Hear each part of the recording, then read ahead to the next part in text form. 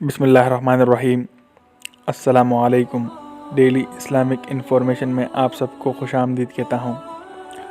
Friends, آج کی جو احادیث ہے صحیح بخاری کی احادیث ہے، والیوم 1 بک 3 چیپٹر 3 حدیث نمبر 57۔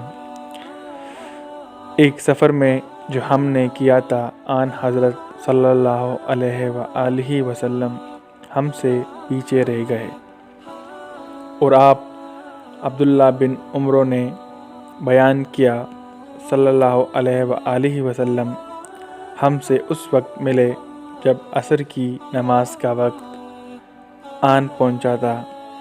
ہم جلدی وضو کر رہے تھے، پس پاؤں کو خوب دھونے کے بدل ہم یوں ہی سا دھو رہے تھے۔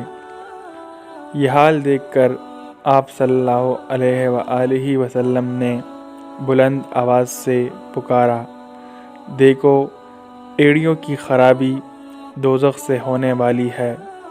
2 یا 3 بار آپ صلی اللہ علیہ وآلہ وسلم نے یوں ہی بلند آواز سے فرمایا۔